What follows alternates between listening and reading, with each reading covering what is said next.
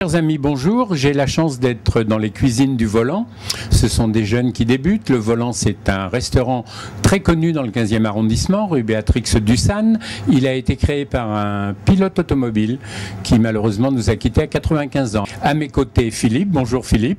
Bonjour Monsieur Robot. Alors, quelle est la recette du jour pour cette fin d'année? Et nous écrivons fin d'année FAIM. Alors aujourd'hui nous allons faire un foie gras de canard poêlé sur un petit lit de champignons. C'est très difficile. Non, c'est très facile à réaliser.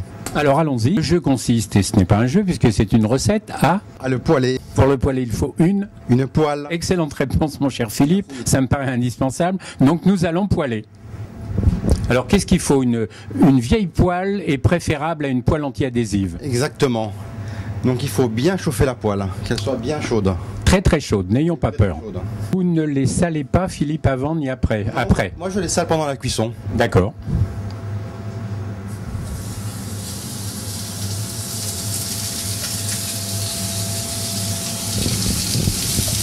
Voilà, on entend bien le bruit. Ah oui, c'est très agréable.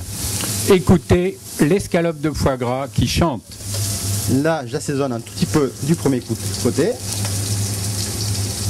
Pas trop de sel, il paraît que c'est mauvais pour la santé. Et on va cuire environ 30-40 secondes sur chaque face.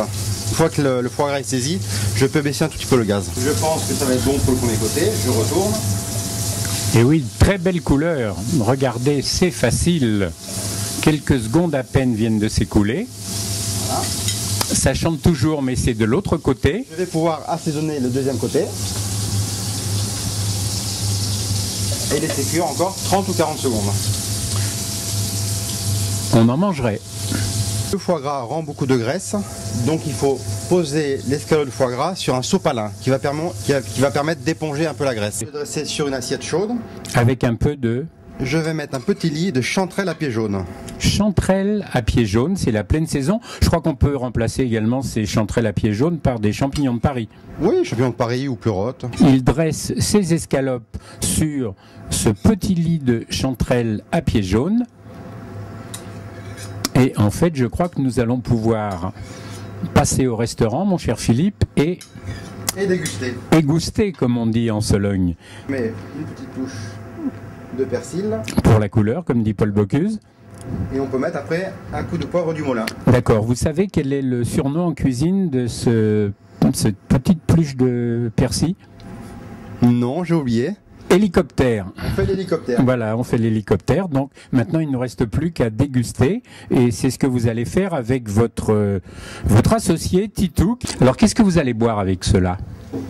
Et Philippe, il va boire un petit Jurançon Mélo. Moi, je suis plutôt traditionnel, donc je préfère un vin liquoreux. Très bien. Et alors, si on n'aime pas les vins liquoreux? Rien n'empêche de boire le vin qu'on aime. Bien sûr. Et là, vous avez choisi, Titou? Un petit collègue d'un domaine Abotia. Voilà, le vin de l'ami. Voilà. Avec modération, bien sûr, car même les soirs de réveillon, il y aura malheureusement des contrôles d'alcoolémie.